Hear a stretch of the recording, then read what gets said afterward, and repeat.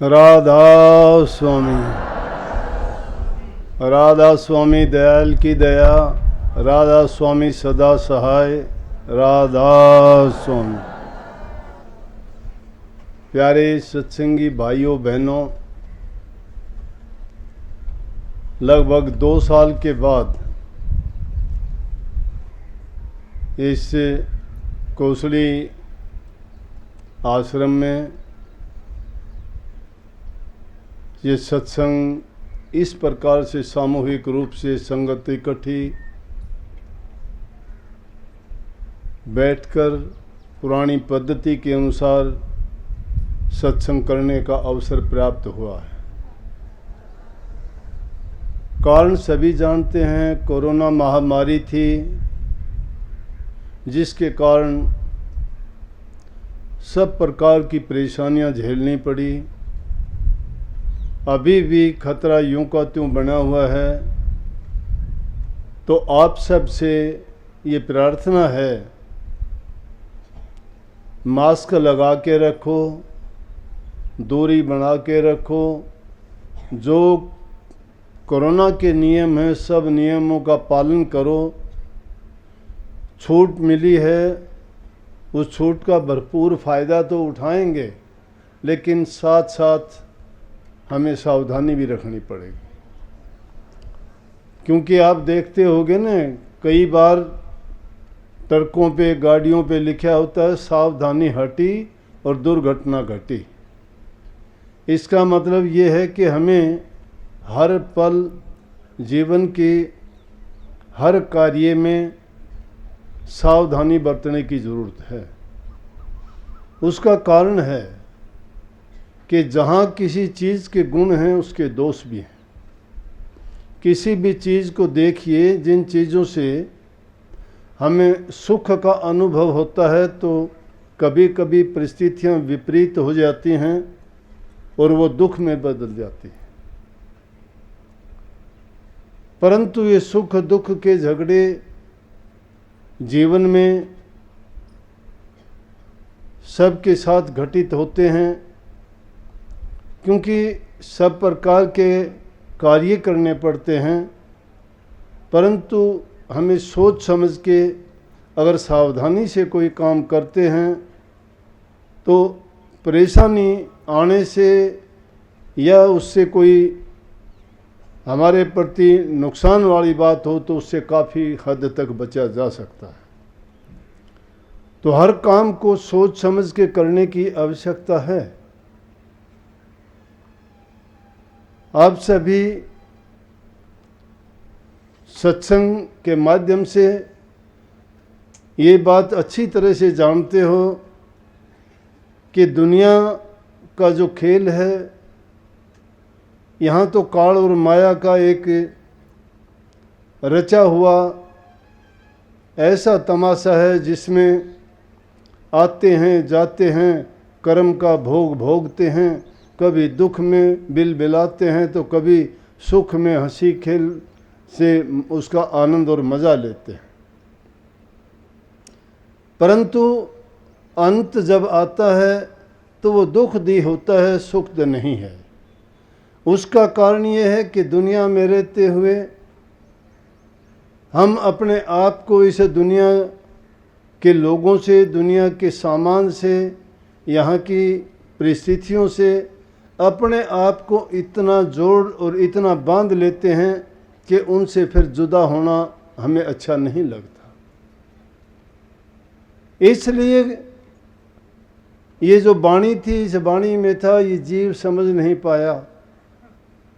ये जीव समझ नहीं पाया। अगर जीव को ये समझ आ जाती तो इस जन्म मरण सुख दुख दुनियादारी के जितने भी कार्य और कारोबार हैं उनमें ये अच्छी तरह से बरतता, किसी के साथ धोखा कपट छल बेईमानी नहीं करता, पाप कर्म से बचा रहता, क्योंकि वो समझ जाता कि कर्म करने से कर्म बनता है, कर्म करने से कर्म फल बनता है और कर्म हमेशा मन के धरातल पर पैदा होता है। और मन और मानसिकता जब इंसान की जैसी हो जाती है वो वैसे ही कर्म में ढल जाता है। संत सतगुरु की यहाँ पे जरूरत और आवश्यकता पड़ती है। संत सतगुरु इस दुनिया से अलग हैं, दुनिया में रहते हैं, जीवों के कल्याण के लिए दुनिया में आते हैं। उनको इस पाप कर्म के रास्ते से हटा के मालिक की भक्ति में लगा के जो इस जन्म मरण का चक्कर है उन सब से बरी करवा के उसके निज देश में भेजते हैं। परंतु जो इस दुनिया के झमेले में फंस जाते हैं, इसको सत्य मानते हैं और परमात्मा को भुला ही देते हैं कि परमात्मा कोई शक्ति, कोई ताकत या कोई ऐसी चीज़ ऐसी है कि जिससे ये सारी की सारी सृष्टि का ये कारोबार चलता है। भूल जाते हैं लोग, सोचते हैं ये तो ऐसे ही चलता रहता है, लेकिन ये ऐसा नहीं चलता है। आप देखोगे कि एक छोटी सी भी कोई चीज़ को उठा के देखो, उसमें कितनी कारीगरी है, किस प्रकार से घड़ी गई है, किस प्रकार से रची गई है। जिसको हम मानते हैं कि वो कण कण में मौजूद है, वो तो कहेंगे कि देखो उसकी शक्ति के बिना ऐसा कोई कर नहीं सकता। वो शक्ति है, प्रगट नहीं है, गुप्त है, गुप्त रूप से सभी कार्य करती है। उसको ढूंढने की कोई ये ज़रूरत नहीं कि कोई सथूल चीज़ है जिसको हम कहीं से खोज के लाएं, खो गई है। खोई नहीं, हमारे पास में है। कबीर साहब कहते घट में है सूझत नहीं, लानत ऐसी जिंद, नानक इस संसार को होया मोतिया बिंद। मोतिया बिंद जिसको हो जाता है उसकी आंखें दिखाई देती हैं, आंखें हैं उनमें, और यूं बार के से देखने से ये नहीं लगता कि इनमें कोई तकलीफ होगी या रोग या बीमारी है। लेकिन मोतिया बिंद हो गया है, उसमें जो देखने वाली शक्ति है वो ख़त्म है, वो देख नहीं पाती, लेकिन वो है यूं की तुम। इसी प्रकार से इस दुनिया को, दुनिया के लोगों को मोतिया बिंद क्यों हो गया कि सब कुछ देखते हैं, सब कुछ होता है, उनके सामने होता है, लेकिन फिर भी उसको मानने में उनको संकोच है, मानते नहीं हैं, भ्रमों में हैं। और जहाँ भ्रम होता है वहाँ भ्रांतियाँ होती हैं, और जहाँ भ्रांति होती है वहाँ कभी शांति नहीं मिलती। भ्रम से भ्रांति पैदा हो जाती है, भ्रांति भय में ही लेके जाती है। भय भ्रांति जब बढ़ जाती हैं तो इंसान इन दोषों से मुक्त नहीं हो पाता, और इन चीज़ों की वो खोज करने में भी लगता है तो भी उसकी भ्रांतियाँ बढ़ती ही चली जाती हैं। लेकिन शांति किस में मिलती है? सब्र में मिलती है। इंसान जब सब्र करता है, शांति रखता है, तो उसमें उसको सब कुछ मिलता है। लेकिन सच्चा होके जब वो उस मालिक की सत्ता को पहचानता है और अपने आप में जब बैठ के चिंतन करता है और कुछ समय जब इन बातों में देता है कि ये हमारा जीवन क्यों, किस लिए हम दुनिया में आए, क्या हमें करना चाहिए था, क्या हम जो करते हैं ये किसी काम की चीज़ है, या जो भी चीज़ें पदार्थ हम इकट्ठे करते हैं क्या ये चीज़ें हमारा साथ देंगी। अगर इन चीज़ों की ओर गौर करता है, ध्यान करता है, तो जवाब यही मिलेगा कि ये चीज़ें कोई किसी की नहीं, सब की सब यहाँ छोड़ के जाना है।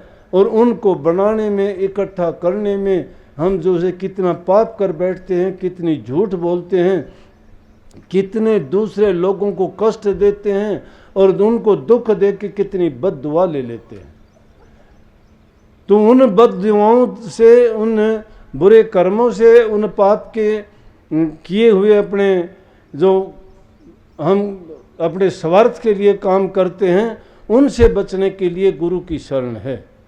क्योंकि गुरु हमें ये पहचान बताता है कि हम कौन हैं, दुनिया में कैसे आए थे, कहाँ रहते थे, और इसको वापस इसके देश में कैसे भेजा जाए।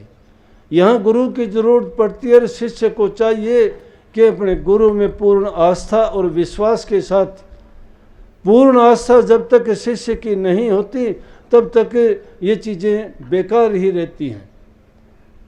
क्यों बेकार रहती हैं? कि उसको उनमें भ्रम दिखाई देता है, और जहाँ भ्रम हो गया, संशय हो गया, वहाँ शोक है, जहाँ शोक है वहाँ रोग बढ़ जाता है। इसलिए संशय मत होने दो। अपने संशय पैदा तुम्हारे मन में करते हो, लेकिन अपने मन में अगर सत्य को तुम अपनाओगे, सत्य को दृढ़ करोगे, सत्य को अपना लोगे, तो आप उन भ्रमों से, भ्रांतियों से, दुखों से बाहर निकल जाओगे, और फिर आपको सब आपकी तरह से सत्य नज़र आएगा, सभी कुछ अच्छा नज़र आएगा। लेकिन हमारे मन में जब तक पाप है, भ्रम है, तब तक हमें दुनिया के लोग भी वैसे ही दिखाई देंगे। लेकिन जब गुरु के साथ जुड़ जाते हो तो गुरु की आज्ञा का पालन करो। कहने को बहुत लोग कहते हैं नाम लेते हैं, नाम ले लो, नाम लो, नाम लो, बड़ी ऊंची आवाज़ से टेर लगाते हैं, कहते भी हैं मैंने नाम ले लिया। नाम लेके नाम का आपने फ़ायदा क्या उठाया? नाम है क्या चीज़? नाम को समझने का प्रयास करो। जो नाम तुम जबान से जपते हो, सुनते कहते हो, पुस्तकों किताबों में देखते हो, वो नाम वर्णनात्मक है, पहचान तो है, उसकी पहचान है। नाम हमारे भी सबके जुदा जुदा हैं, लेकिन रूह सब में एक है। वो नाम हमारी पहचान है, इसलिए वो नाम पहचान तो है। उस नाम को हम एक आस्था का केंद्र बना लेते हैं कि हमारी उस नाम में आस्था है, लेकिन उस नाम को जब तक हम खोल के नहीं देखते तो उस नाम से हमें मिलेगा क्या? नाम की कमाई नहीं करते। वो एक ऐसा साधन है जिससे अपने अंदर में घट में प्रवेश करने का रास्ता खुलता है। इसीलिए संत सतगुरु हमें नाम देके उस रास्ते पे चलाते हैं। लेकिन जब गुरु की बात को ये मिथ्या मान लें, काफ़ी लोग जिनके काम होते हैं वो कहते हैं कि धन है गुरु के। जाहिर में गुरु सब कुछ करता है। देखो कि क्या नहीं किया। गुरु की शरण में गए, तुम्हारी बुरी आदतें छूट गई। शराब पीते थे, शराब छोड़ दी। हुक्का बीड़ी पीते थे, वो छोड़ दिया। झूठ कपट करते थे, वो छोड़ दिया। किसकी कृपा हुई? गुरु की कृपा हुई। अगर गुरु हमें नहीं बताता, इन चीज़ों से परहेज नहीं करवाता, तो हम उन चीज़ों में फंसे बैठे थे, उन्हीं में रहते, और वही चीज़ें हमें बर्बादी की तरफ ले जाते। छोटे से वो बड़ी चीज़ें बन जाती, और वो करते करते करते करते पूरा जीवन में शायद हम पता नहीं कितनी बड़ी से बड़ी गलती कर बैठते, और उन पापों में ऐसे फंसते कि बहुत बड़ा पाप का कर्म करके अपने सिर पर उसका भार लगा लेते।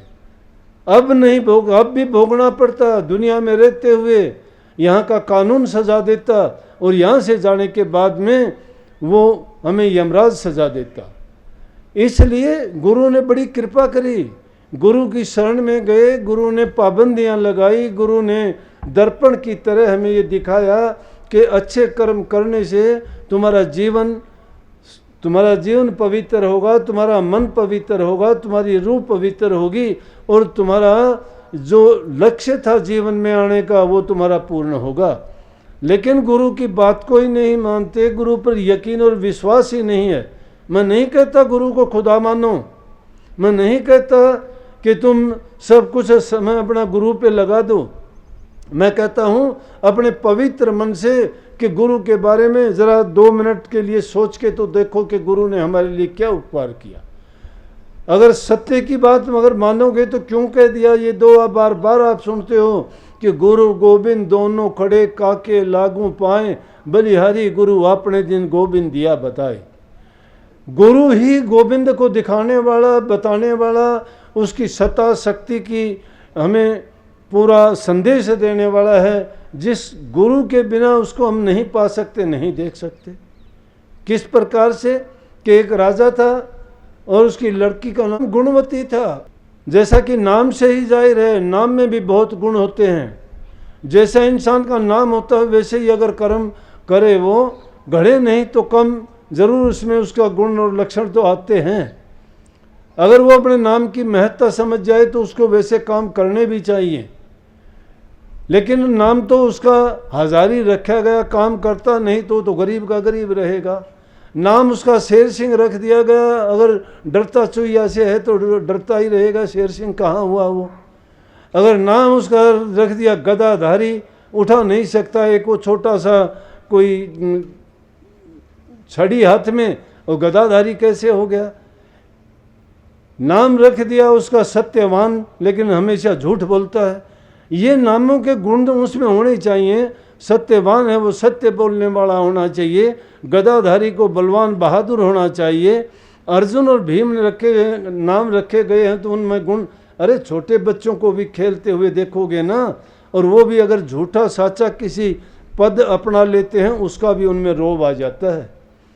छोटे छोटे बच्चे खेलते हुए देखोगे, अगर वो चोर सिपाही का खेल करते हैं तो चोर जो होता है उसमें डरपोक भावना होती है, वो गिड़गिड़ाता है, हाथ जोड़ता है। और जिसमें सिपाही का रोल जो करता है, सिपाही के गुण आ जाते हैं, वो उसको रोब से धमकाता है, पीटता है, और वो उससे पीटता चला जाता है। और वैसे जीवन में अगर उसको वो एक बात भी अगर कह दे तो उसको वो उसी समय पे उससे 10 गुना ज़्यादा बदला लेगा। इसलिए नाम जो है उस नाम में गुण है, और नाम के अनुसार, उसके गुण के अनुसार हमें काम भी करना चाहिए। वास्तव में वैराग्य वाली थी, प्रभु भक्ति में उसका ध्यान लगा हुआ था, गुरु उसको मिला नहीं था। रोज़ाना हमारी ये परंपरा है, किसी न किसी रूप में अगर गुरु भी नहीं भी है तो भी कोई मंदिर जाता है, कोई मस्जिद जाता है, कोई गुरुद्वारे जाता है, कोई हनुमान को, कोई शंकर भगवान को, कोई विष्णु को, कोई ब्रह्मा जी को, कोई देवी को, कोई माता को, किसी न किसी रूप में किसी न किसी को इष्ट बना के हम सब पूजते हैं। अगर नहीं भी पूजते, चाहे हम में लाख कमियां हैं, चाहे हम शराबी हैं, कबाबी हैं, मांस मिट्टी खाने वाले हैं, चाहे चोर डकैत हैं, फिर भी अगर किसी मंदिर मस्जिद के सामने से जाते हैं फिर भी हम मत्था झुका देते हैं, क्योंकि हमारे दिलों में ये आस्था है, ये हमारे देवता हैं, ये पूज्य हैं, ये परमात्मा है। कहने का मतलब किसी न किसी रूप में वो उसको पूजते हैं। तो वैराग्यवती का गुरु तो नहीं था, गुरु तो मिल जाता है तो सब भेद समझाता है। गुरु मिलिया तो लेखा निमड़िया, गुरु जब मिलता है तो उससे सत्य से अवगत कराता है, वो बता देता है कि भाई किस कौन से काम के करने से हमें लाभ होगा। कबीर साहब को देखो, रविदास जी को देखो, पलटू साहब को देखो, उन्होंने दुनिया के जो आडंबरवाद था, पाखंडवाद था, उसको खोल के बताया। उनके बारे में कह दिया जो पत्थर को पूजने वाले थे, मस्जिदों में बांग देते हैं, वो मन से करते तो कुछ भी नहीं है, जबान से कुछ के कुछ गीत गाते हैं और ज़ोर ज़ोर से आवाज़ लगाते हैं, अजान बोलते हैं, तो उनको खुदा थोड़ा बहरा है, उसको सुनता है। कबीर साहब कहते कंकर पत्थर जोड़ के मस्जिद ली बना, ता मैं बैठ मुल्ला बांग दे, क्या बहरा हुआ खुदा।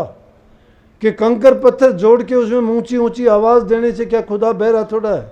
अगर ये कहें कि उन्होंने मुसलमानों की या उनकी जो आराधना पूजा या नमाज का बोलने का तरीका है उसकी आलोचना की, नहीं, उन्होंने उसकी नहीं की, उन्होंने उसे पाखंड की है। कहते हैं कि इसके करने से लाभ क्या है, लाभ वाला काम करो, जो चीज़ें हैं उनको बाहर आवाज़ मारने की बजाय उसकी अंदर में साधना खोज करो, अपने मन को उसमें लगाओ और तो उसका फल पाओगे।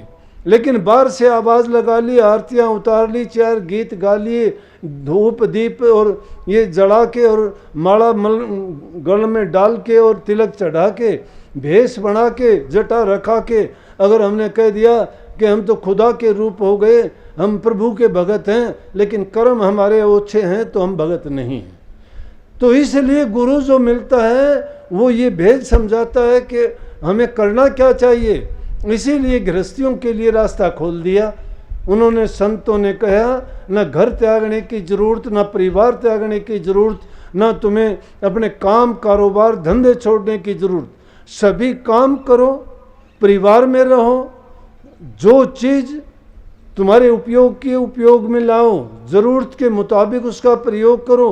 किसी चीज़ में इतने उलझ के मत बैठो कि मकड़ी की तरह से कि अपने ताना बाना बुना और उसी में बंद के मर गए।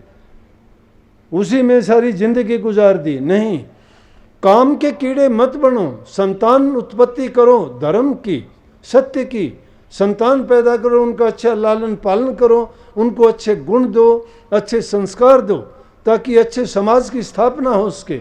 आज माँ बाप का दुख उसकी संतान क्यों हो गई? इसलिए हो गई कि अनकॉल्ड संतान है, बिना बुलाई संतान पैदा करते हो, माँ बाप को पता भी नहीं होता कि बच्चा होगा या नहीं होगा। हमारे देश में तो वो था कि जब संतान उत्पत्ति करते थे तो माँ बाप के मन में विचार होता था कि किस समय में हमें संतान पैदा करनी है, कितने दिन के बाद पैदा करनी है। और जब जैसे विचार लेके संतान पैदा करती थी, वो मातृ भक्त होती थी, पितृ भक्त होती थी, अच्छे संस्कारों वाली होती थी, वो प्रभु की भक्ति को जानते थे, वो कर्म को पहचानते थे, वो अपने सामाजिक दायित्वों को पूरा करते थे। आज माँ बाप दुखी हैं क्योंकि उनकी संतान उसके कहे में नहीं है, क्योंकि आज उनके संस्कार उनको नहीं दिए। संतान का कसूर नहीं, उन नौजवान बच्चों का कसूर नहीं, माँ बाप का कसूर है। माँ बाप उनको वो गुण नहीं दे पाए जो उनको देने चाहिए थे। फिर उनको शिकायत करने का क्या? माँ बाप ने उनकी, मानता हूँ कि उनको खाने के लिए अच्छा दिया होगा, मानता हूँ उनको पहनने के लिए अच्छा दिया होगा, उनकी हर इच्छा उन्होंने पूरी की होगी, लेकिन ये सब देने से क्या हुआ? जो चीज़ सुधारनी चाहिए थी वो तो नहीं सुधरी। ये बाहर की लिपा पोती करने से, इस शरीर को सजाने से कुछ नहीं है। गहनों बादो, ये तो शरीर की शोभा है। ये तो बिणस जाए जैसे कच्चो भांडो। ये शरीर तो 5 तत्व का है, खराब होगा, ये तो बर्बाद होगा, ये तो खत्म हो जाएगा एक दिन। लेकिन जो सदा रहने वाली चीज है, उसकी मलिनता अगर हो गई है तो वो तो बेचारी 84 में धक्के खाते फिरेगी। ये लिफाफा तो, ये बार का खोल तो बदलता रहेगा। आज इंसान से कल को पता नहीं किस योनि में होगा, परसों को किसी योनि में होगा, बदलती रहेंगी। जन्म मरण के चक्कर में ये दुखों को भोगता फिरेगा। लेकिन गुरु की शरण में गए तो गुरु ने इन भेदों को मिटा दिया। वो अंदर की चीज है, उसको बदलने के लिए कहते हैं, उसको पवित्र बनाने के लिए कहते हैं। और वो पवित्र जब होगी, तुम्हारे बाहर से, ये बाहर का शरीर पवित्र होगा, जबान से अच्छे होगे, नेक कर्म करोगे, अच्छा व्यवहार करोगे और संस्कार से भरे हुए होगे, अच्छे गुण आप में होंगे। अगर अच्छे गुण नहीं हैं तो ये कसूर माँ बाप का ज़्यादा गिना जाता है। परिवार में ही सबसे पहले बच्चा गुण सीखता है। अगर उससे परिवार से अच्छे गुण नहीं मिले तो उसको दोष देना गलत है। कई माँ बाप आते हैं, छोटे बच्चों को लेके आते हैं, 2 साल का, 4 साल का, और आके शिकायत क्या करते हैं? कहते हैं कि ये बच्चा देखो ना, इसको समझाओ, ये कहना नहीं मानता। मैं उनको समझाऊं, वो कहना नहीं मानता। उनके 2 बच्चे होंगे, 3 बच्चे होंगे। अरे बच्चा उनका कहना, मैं कहता हूँ 4 साल का बच्चा आपका कहना नहीं मानता, तुम 10 नंबरियों में इसका थाने में नाम लिखवा दो। 4 साल का बच्चा कहना नहीं मानता। तुम उसको अच्छी तरह से प्यार से बोलो, कोई लोभ लालच दे के, अरे फरीद की माँ ने तो थोड़ी सी शक्कर रख के फरीद साहब को छोटी सी उम्र में ही 5-7 साल की उम्र में पूरी कुरान शरीफ याद करवा दी थी। हम उनके प्रति नेगेटिव भाव क्यों लेके आते हैं? उन बच्चों को प्यार से क्यों नहीं कहते कि बेटा ये गलत है, ये सही है? वो तो दुनिया में आके सीखते हैं, वो सीख के कुछ भी नहीं आते। सभी जीव जात ये गुण लेके आते हैं, लेकिन इंसान जब आता है ये बाहर से लेता है गुण। इसको नहीं पता था, पैदा होने के बाद तुमने हिंदी सिखाई, किसी ने अंग्रेजी सिखाई। ये चाचे ताऊ, नाना नानी, मामा भाई, ये नाते तुमने उसके बनाए, उसको नहीं पता था, वो नहीं सीख के आया था। लेकिन दूसरी योनियों के बच्चे जब पैदा होते हैं, कछुआ अगर ज़मीन में पैदा अंडे में से निकलता है, पानी की ओर भागता है, उसका जातीय गुण है। अगर मांस भक्षी कोई जानवर है तो पैदा होते ही उसको दूध की या दूसरी चीज़ों का चोगा की जरूरत नहीं, वो मांस खाने के लिए ही चल देता है। वो उनके जातीय गुण। लेकिन इंसान को पैदा होने के बाद बातें सिखाई जाती हैं तो सीखता है। इसलिए इसकी जो खूबियां हैं इस योनि की, इस जीव की, इसलिए जीव समझ नहीं पाता। इस जीव की ये खूबियां हैं कि ये जैसा बनना चाहे वैसा बन सकता है। जैसा उसको बनाना चाहो बना सकते हो, लेकिन जब हम उनकी परवाह ही नहीं करते, चोर अपने बच्चे को चोर बना देता है, ठग ठग बना देता है, जो जिस हालात में रहता है देख के सीखता है, सुनने से सीखता है, सिखाने से सीखता है। तो बच्चे को ज़रूरत है अच्छे संस्कारों की, अच्छे संस्कार परिवार में मिलते हैं, माँ बाप को उनको अच्छी शिक्षा देनी चाहिए। तो उसका नाम गुणवती था और वो गुणज्ञ थी, बड़भागी थी। लेकिन एक बात बताऊं, जिस प्रकार से चंद्रमा के बिना रात्रि सुनी होती है, सूर्य के बिना दिन सुना होता है, उसी प्रकार से गुरु के बिना इंसान का जीवन सुना होता है। जिसके जीवन में गुरु नहीं है उसका जीवन भी इसी प्रकार से है जैसे चांद के बिना अंधेरी रात और सूर्य के बिना दिन का कुछ भी अस्तित्व न होना। तो हर इंसान के लिए गुरु का होना जरूरी है। गुरु जब मिल गया तो फिर उस इंसान को चिंता नहीं करनी चाहिए और मन से सभी संशय भ्रम भ्रांतियां निकाल के सच्चाई के साथ बरतना चाहिए। तुम अपनी तरफ से जब सच्चे होगे तो तुम्हारी तरफ से गुरु सच्चा क्या, सब कुछ परमात्मा भी खुद आके आपसे पूछेगा कि बोल तेरी रजा क्या है, क्या चाहता है तू। तो गुणवती उसका नाम था, उसमें गुण भी यही थे। नेक काम करती थी, सबकी सेवा करती थी, भूखे गरीब की सेवा करती थी। जो भी मिलता, किसी को तकलीफ होती, उसके दिल में इतनी दया थी, जो भी जिसको जैसी ज़रूरत होती वैसी वो अपनी तरफ से कोई कमी नहीं रखती थी। सुबह का समय होता था, स्नान वगैरह करके मंदिर में जाके पूजा पाठ करती थी, ज़्यादा कुछ जानती नहीं थी। ये हमारे देश की पुरानी परिपाटी और रिवाज रही है कि धर्म के लिहाज से पूरी दुनिया के हम गुरु रहे हैं, शिक्षा में हम गुरु रहे हैं। सभी ज्ञान यहाँ से गया, शिक्षा यहाँ से गई, बड़ी बड़ी चीज़ दुनिया के लोग यहाँ से सीख के गए, लेकिन आज हमारा ही देश उससे पिछड़ रहा है और दूसरे लोग आगे बढ़ रहे हैं। उसका कारण क्या है? उसका कारण है कि हम संस्कारहीन होते जा रहे हैं। हमें अपनी संस्कृति का ज्ञान नहीं, संस्कृति भुला रहे हैं, लोगों की संस्कृति अपनाते हैं। हमारी संस्कृति अगर देखेंगे बड़ी पवित्र थी, बड़े हम शुद्ध थे, बड़े सत्य का पालन करने वाले थे, परोपकार और भलाई करने वाले थे। धर्म नाम की चीज़ दूसरी थी ही नहीं। जब जहाँ सत्य है, दया है, प्रेम है, वो भक्ति है। ये भक्ति के ही रूप हैं, भक्ति के अंग हैं सब। तो वो इस प्रकार से उसका जीवन चल रहा था। तो एक शिव मंदिर में रोज़ाना जाती, वो वहाँ पूजा पाठ करती, बैठती और वहाँ से जब लौट के घर आती उसके बाद अपना दिन का कार्य शुरू करती। तो करते करते ऐसा एक दिन आया कि एक चोर रहता था वहाँ, उसने देखा कि ये लड़की रोज़ाना यहाँ आती है। वो ठग था, उसको ठगने के लिए उसने मंदिर में चला गया और मंदिर में जाके उसने जब लड़की ने देखा, कहने लगी क्या बात है बाबा। उसने बाबा जी का भेष बना रखा, क्योंकि वो तो ठग लोग था, चोर था। कहने लगा कि पानी पीना है बेटी। बोली अच्छा पानी पीना है। वो पानी लेके आई, पानी लेके आई तो कहने लगा कि आपका गुरु कौन है? कहने लगी जी मेरा गुरु तो नहीं है कोई भी। अरे गुरु नहीं है तो छोड़ो, मैं पानी नहीं पीता। अब इतने अच्छे विचारों वाली हमारे देश में तो ये परिपाटी रही कि अगर कोई अतिथि घर में आए, अगर वो कोई चीज़ हमसे मांगे और उसकी इच्छा पूरी नहीं करे तो कहते हैं वो हमारे सिर पाप छोड़ के चला गया, और हम सोचते हैं कि हम किसी लायक नहीं हैं। ये तो बहुत गलत हो गया, अन्याय हो गया, पाप हो गया, जुल्म हो गया। बहुत बुरा मानते थे कि ये बद्दुआ देगा, शराब देगा, अच्छी बात नहीं। महात्मा से हाथ जोड़ के कहने लगी, महात्मा जी अभी तक मैंने गुरु तो नहीं बनाया है। कहने लगे बेटी गुरु नहीं बनाया तो मैं बिना गुरु के नाम लिए मैं किसी के हाथ का पानी पीता नहीं हूँ। कोई नहीं, मैं और कहीं न। बोली नहीं जी ये तो गलत हो गया। ने बोली अब मैं क्या करूँ? बोला कोई नहीं बेटी छोड़ इस बात को। ने बोला नहीं नहीं, मैंने गुरु तो नहीं बनाया लेकिन आप मेरे गुरु बन जाओ।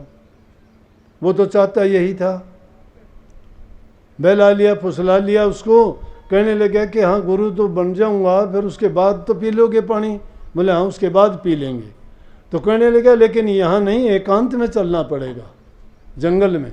बोले कोई नहीं, आप मुझे नाम की दीक्षा दे दोगे, जंगल में चल पड़ती हूँ आपके साथ। जंगल में गया, वहाँ जाने के बाद कहने लगा बेटी सारे गहने उतार दो।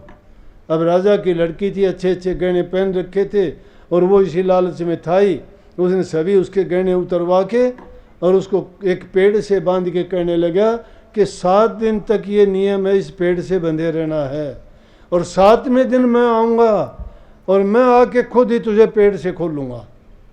जब मैं आपको पेड़ से खोलूँ तभी आप आज़ाद होगे, तो समझना कि आपको नाम पूरा मिल गया है। अगर बीच में किसी ने खोल दिया तो फिर वो तो आपका नाम भी बेकार हो जाएगा और आपके सिर पाप भी लग जाएगा। बोली ठीक है। किसका था? चोर था। उसने उसके सब गहने वगैरह बांधे और निकल गया, चले गया अपने रास्ते। वो अपने आराम से, गुरु ने उसको नाम दिया झूठा साचा, जो भी उस ठग ने बताया वो उसी में अपनी मन की वृत्तियों को जोड़ के उसमें लगी रही। अब जो लोग श्रद्धावान विश्वास करने वाले होते हैं, जिनकी तड़प जिस चीज़ की होती है, वो सेवक के लिए भी, अभी रास्ते में जब आ रहे थे सुबह तो मुझे वैसे ही मेरी ज़बान से बात निकल गई कि सेवक में ये चीज़ होनी चाहिए कि सेवक में भूख, प्यास, आलस, निद्रा, इन चीज़ों का वो गुलाम नहीं होना चाहिए और ना इन चीज़ों की उसे परवाह करनी चाहिए। और जो इन चीज़ों की परवाह करता है वो सेवक नहीं है। सेवक का मतलब शिष्य है और शिष्य के अंदर ये चीज़ें होनी चाहिए कि उसमें इतनी साधना हो कि ना भूख के बस हो, ना प्यास के बस हो, ना निद्रा के बस हो, ना उसका आलस होना चाहिए और ना ही वो नींद के बस होना चाहिए। अगर तुम्हें नींद ज़्यादा आती है तो समझ लो कि काल की घेरी है आपके ऊपर। अगर आपको भूख के बस होके आप सोचते हो 2 मिनट इंतज़ार नहीं कर सकते तो फिर आपका संयम डोल जाएगा।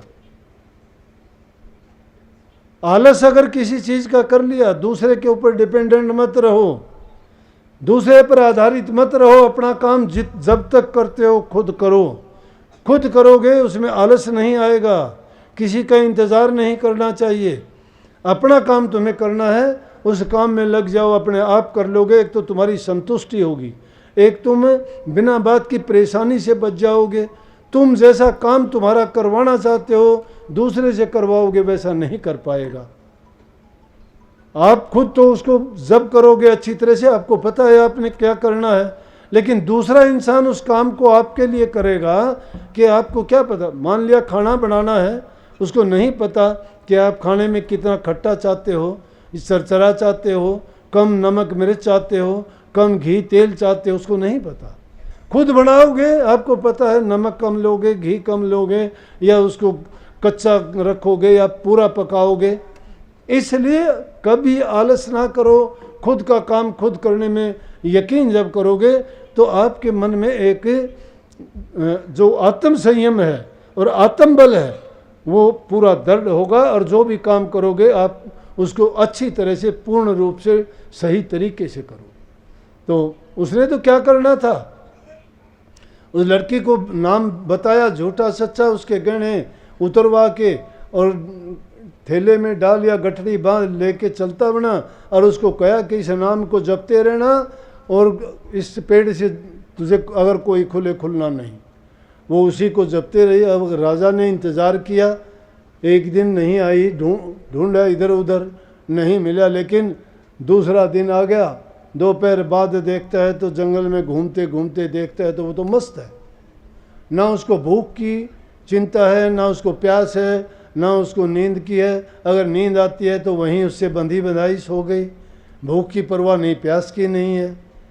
तो सिर्फ उसने जो गुरु ने नाम बताया उस नाम में लगी रही, जो भी नाम उसने बताया। इसीलिए मैंने कहा था नाम 2 अक्षर, 4 अक्षर, 5 अक्षर का नाम नहीं है। नाम कोई मंत्र भी नहीं है। नाम एक मन को साधने का तरीका है। लेकिन नाम किस चीज़ का? उस नाम के गुण तो हैं। जैसा नाम होगा वैसा गुण होगा। किसी चीज़ का नाम लोगे, किसी का खट्टा है, किसी का मीठा है, किसी का चरचरा है, किसी का कड़वा है, उसके गुण हैं उसमें। इसलिए वो उस नाम में अपनी मन की वृत्ति को जोड़ के लगी रही। राजा ने देखा ये तो पेड़ से बंधी हुई है, देखा मरी हुई है या जिंदा है, जाके देख उसको हाथ लगा के देखा जिंदा तो है। कहने लगे बेटी क्या बात है, ये हालत किसने की? मैं अभी आपको बोले कि पिताजी खोलने की ज़रूरत नहीं, खोलना नहीं मुझे। बोला किसने इतनी ये हिम्मत की कि आपको पेड़ से बांध दिया? कि कोई ठग था, कोई लुटेरा था? बोला कि नहीं, ये मेरे गुरु ने मुझे, मर्यादा है उसकी, मेरा गुरु बांध के गया है और वो 7 दिन में आएगा तभी वो आके खोलेगा, तभी खुलूँगी मैं। बोले ये भी कोई बात है? और दरबारी लोग थे, उन्होंने भी समझाया कि बेटी ये तो झूठ बात है, कोई चोर ठग लुटेरा था, तेरा धन लूट के वो चलता बना, कैसा आएगा वो? क्यों यहाँ अपनी तुम ये जान की दुश्मन बनी हुई है? चलो हम आपको खोल के। बोले खबरदार, कोई ज़रूरत नहीं है। इतनी देर में देखते देखते जब ऐसी चीज़ होती है तो पूरे के पूरे खुदा का भी तख्ता हिलता है। भक्ति ऐसी चीज़ है कि सभी देवी देवताओं को, कितनी आप रामायण महाभारत ये चीज़ें दिखाई गई, नहीं कही कि उनमें नहीं दिखाते कि कोई भी बढ़िया चीज़ होती है, कहते देवता आए वहाँ फूल बखेरने के लिए आए, देवता वहाँ प्रकट हुए, उन्होंने दर्शन किए। उसी प्रकार से नारद जी को भी पता लगा, घूमते घुमाते आके कहने लगा नारायण नारायण, ये क्या कि पेड़ से? नारद ने भी समझाई कि बेटी ये तो गलत है, वो तो कोई लुटेरा था तुझे बांध के चला गया। बोला नारद जी वो लुटेरा नहीं था, वो गुरु था, वो गुरु था। अभी तो एक ही दिन हुआ है, सारे तो राज के बड़े बड़े आदमी आ गए, आसपास के जितने महात्मा लोग थे वो आ गए, यहाँ पे ज्योतिषी खोजी सब आ गए यहाँ, और नारद जी जैसे ऋषि भी यहाँ पधार गए। ये मेरे गुरु की करामात तो है, लेकिन उसका कहना भी नहीं माना। जब वो उसका हठ यूं का त्यों बना रहा तो श्री कृष्ण भगवान आए। उन्होंने भी जब देखा तो कहने लगे बेटी कोई नहीं, वो तो ऐसा ही था और तेरे साथ धोखा हुआ है, अब तू मेरी बात मान कि ये देखो आप खुद भी इसीलिए आए होगे ना, मेरे गुरु ने मेरे साथ ये किया। मेरा गुरु तो क्या, तुम्हारे सबसे ऊंचा मेरा गुरु ही तो था, जिसने सब के सब कहे। कृष्ण जी कहने लगे नारद जी किसी तरह लाओ उसको ढूंढ के, ये बिना गुरु के अब खुलने वाली नहीं है। गुरु ने इसको रस्सों से नहीं बांधा, बल्कि गुरु ने इसको मन को भी बांध दिया है, और इस मन के धरातल में जो इसकी मान्यता है वो बड़ी दृढ़ और सत्य है। चाहे अगर पूरी दुनिया भी एक तरफ होगी तो भी ये बदलने वाली नहीं है। इसकी भक्ति बड़ी पक्की है और ये दिल से पवित्र है और इसके विचार बड़े पक्के हैं। तो इसलिए उसको ढूंढ के लेके आओ। नारद जी गए, उसको देखा कहाँ है, उसको पकड़ के लेके आए। कहने लगे अरे मूर्ख, लूटना था वो तो लूट लिया, तूने लेना था उसको चल के खोल तो दे।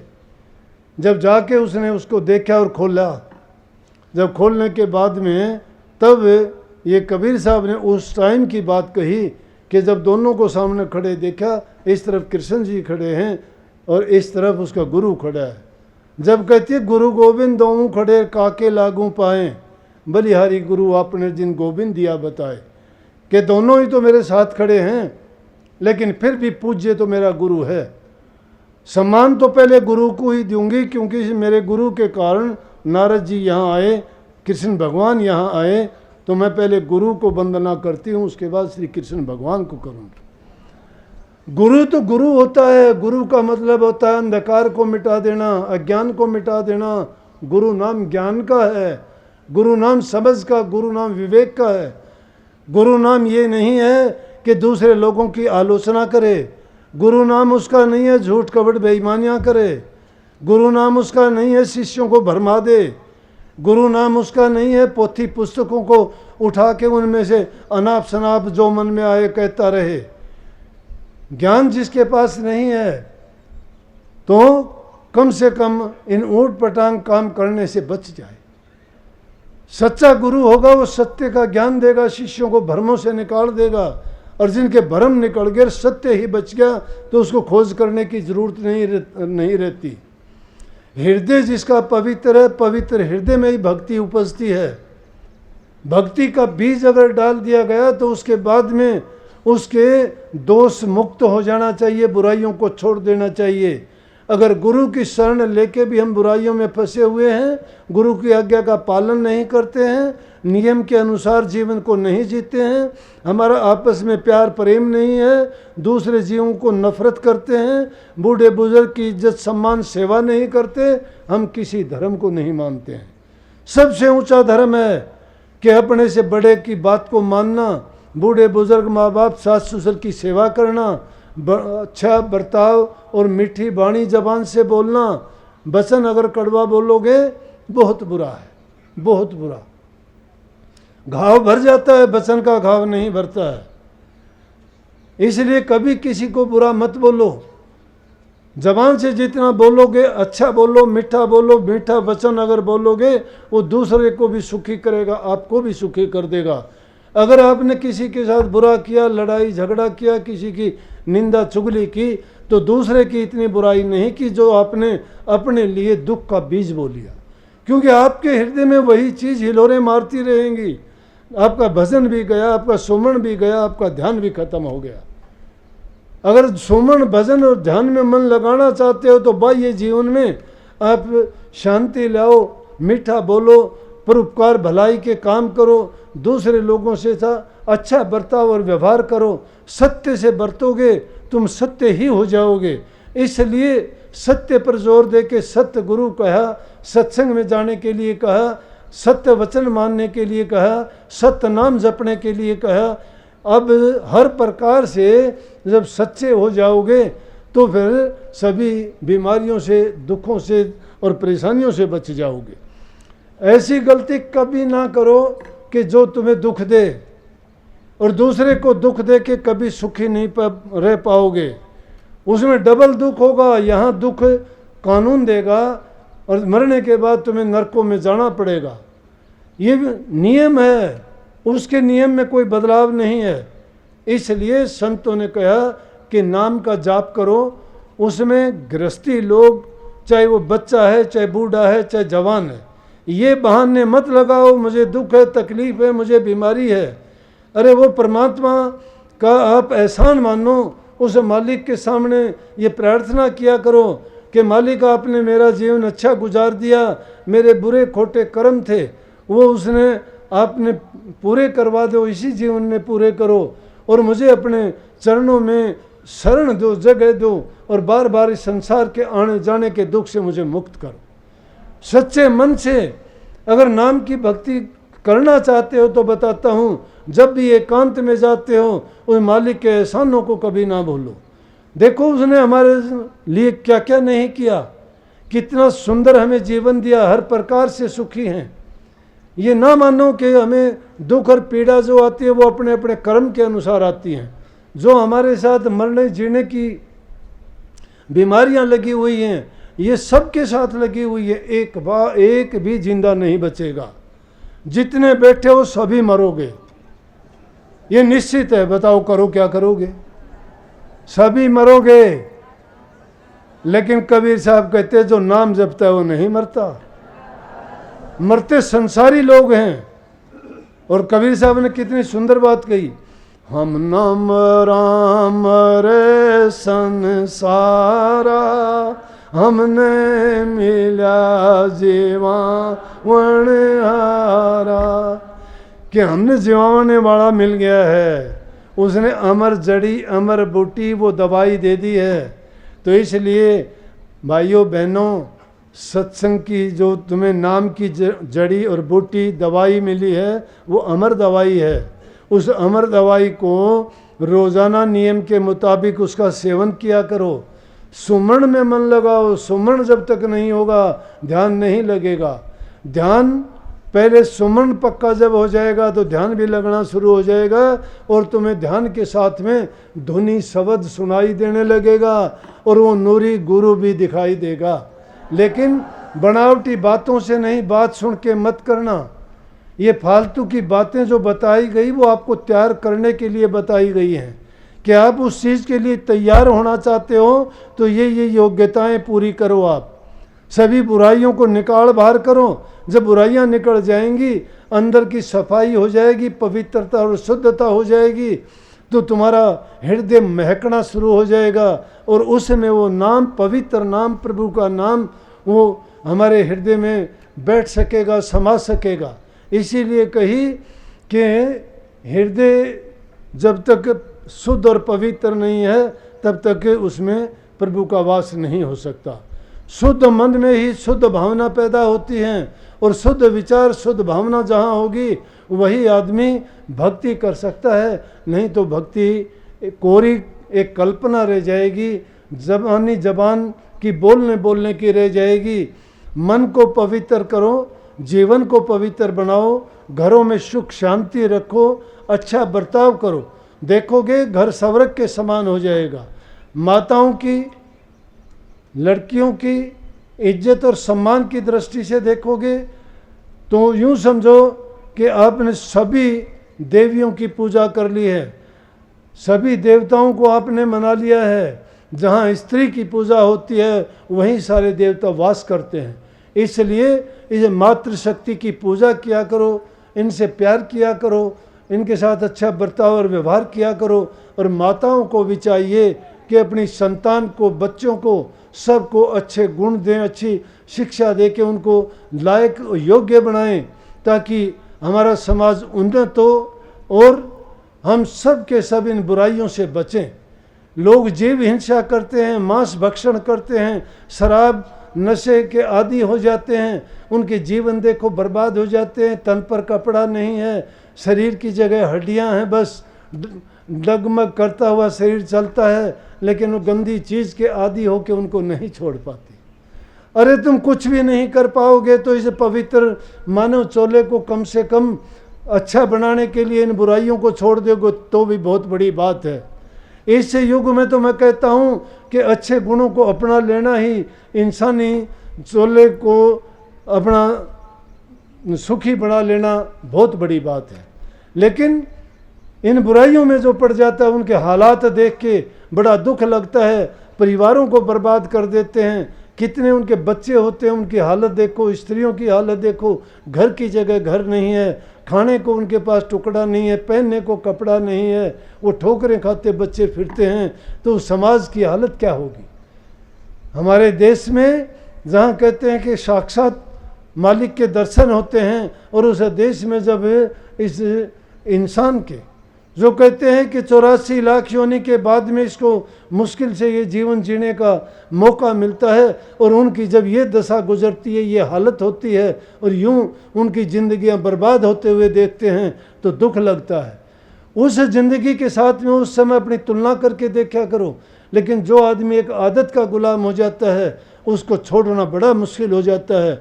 इसलिए गंदी आदत के गुलाम क्यों बनो, आप उस आदत के गुलाम क्यों नहीं बनते जो तुम्हारे जीवन को भी संवार दे और सदा के लिए इस आने जाने से भी तुम्हें मुक्ति दिला दे। इसलिए वो चीज़ एक ही है, वो है प्रभु का नाम, गुरु का सत्संग। सत्संगों में जाओ, अच्छी बात सीख के आओ। ये नहीं फिर ये शिकायत करते हो काफ़ी कि मेरा घर वाला मुझे आने नहीं देता सत्संग में। ठीक नहीं आने देता आप लोगों को।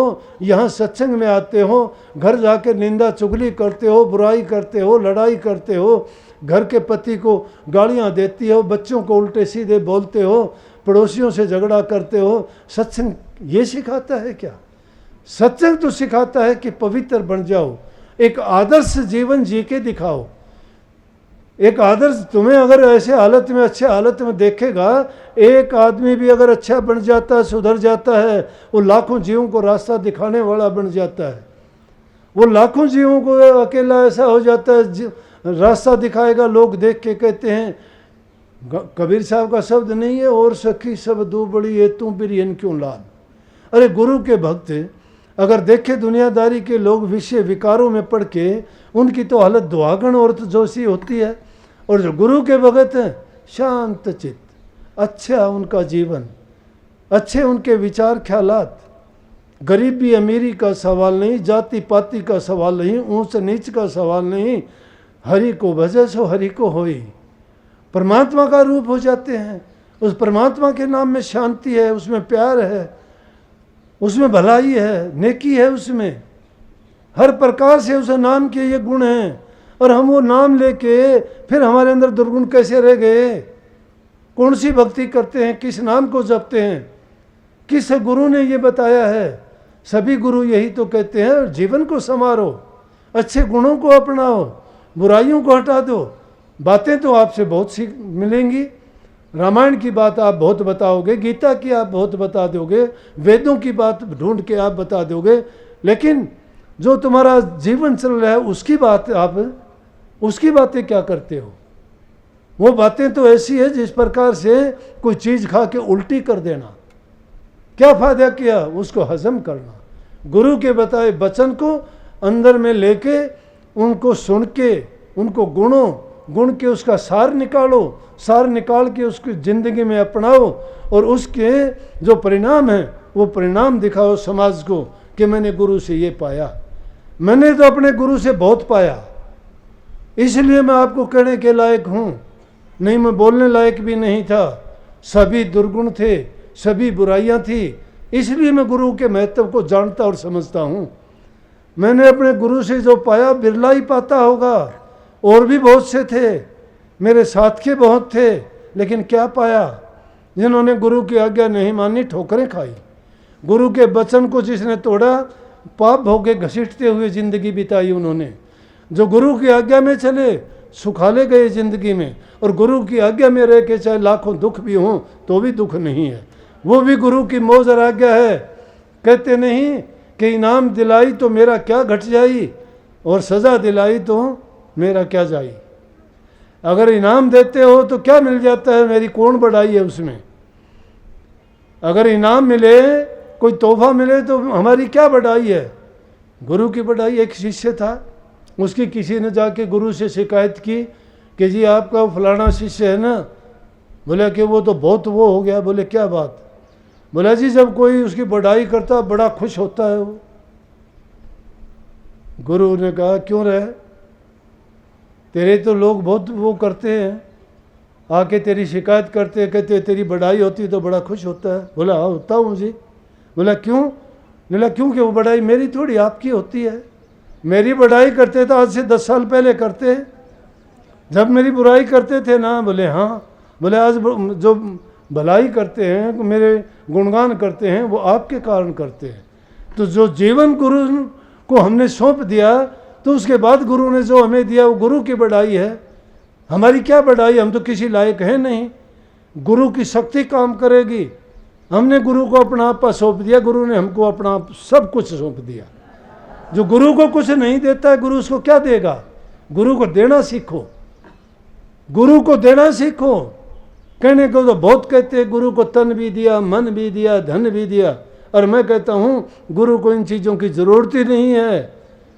गुरु को क्या चीज़ दो, गुरु को अपना विश्वास दो, गुरु को अपनी श्रद्धा और विश्वास दो, दृढ़ संकल्प दो, गुरु के चरणों में अपने आप को समर्पित कर दो। ये चीज़ें क्या है, ये दुनियादारी की चीज़ें, ये तो रेत मिट्टी है, इनकी कोई ज़रूरत नहीं है। क्या करेगा गुरु इनको। गुरु तो अगर चाहे तो एक पल में तुम्हें जो चाहोगे झोली में भर देगा, जो चाहो वो दे देगा। लेने वाला होना चाहिए। गुरु के पास सब कुछ है। कभी जिक्र चलेगा फिर बताऊंगा। सहजों ने कहा था, खुद श्री कृष्ण भगवान आके बैठ गए, बोले सहजो मैं आ गया तेरे दर्शन देने। बोला मैंने थोड़ा बुलाया था, क्यों आ गया। बोला सहजो बैठने की तो कह दे। बोला क्यों कह दूँ बैठने की, बिना किसी कारण के आया है तू, खड़ा रहे। बोला बैठने की तो कहाँ बैठेगा, एक सीट है उससे मेरा गुरु बैठेगा। बोला तो गुरु आएगा दर्शन तो करा देगी, सेवा का मौका। बोला पंखा झोल सकता और कोई सेवा नहीं उसके लिए। श्री कृष्ण भगवान से अपने गुरु को पंखा झुलवा लिया। ताकत होनी चाहिए शिष्य में, और ताकत कहाँ से, गुरु से ही मिलती है। गुरु किसको देता है, जो गुरु का हो जाता है। गुरु के बनते नहीं। गुरु गुरु नाम नाम, मैंने नाम ले लिया, गुरु के हो गए, गुरु के हुए नहीं। गुरु के हो जाओगे जीवन बदल जाएगा, जीवन बदल जाएगा। बाहर से कुछ दिखाई दोगे तो अंदर में कुछ का कुछ होगा। गुरु अंग संग रहेगा, हर पल साथ रहेगा, क्योंकि तुम भूल ही नहीं पाओगे गुरु को। गुरु ने जान लिया तुमने। और गुरु और परमात्मा में फर्क नहीं है। पलटू साहब कहते हैं, संत और राम को एक कर जानिए, दूसरा भेद न तन कान। लाली जो छिपी है मेहंदी के पात में, दूध में घी विष भांज जाने, फूल में बास जो काठ में आ गए, संत में राम इसे भांज जाने, दास पलटू के संत में राम में संत, ये सत्य माने। जो सत्य मान लेता है उसके सारे काम पूर्ण हैं, जो नहीं मानता धक्के खाओ दुनिया के। हमारा काम गुरु की ड्यूटी, गुरु का फर्ज निभाना से, गुरु ने जो कहा था उनका संदेश आप तक पहुंचाता हूं। उनकी दया और कृपा के सारे सब चल रहा है और सारा काम वो अपने आप करते हैं। मेरा तो करते हैं, आप करवाना चाहो तो हिम्मत करके आप भी लग जाना, आपके भी हो जाएंगे। फिर गीत गाना, सहारे थारे चले जी सतगुरु हमारी नाव, भरोसे थारे चले दाता हमारी नाव। सबको बहुत बहुत आशीर्वाद। राधा स्वामी खुश रहो, मालिक आप सबको शांति दे, शक्ति दे भक्ति करने की, आपका जीवन शुद्ध पवित्र बने, अच्छे गुणवान बनो, अच्छी संतान पैदा करो और अच्छे आपकी जिंदगी सुखाली बीते। सबको बहुत बहुत पुनः आशीर्वाद। राधा स्वामी।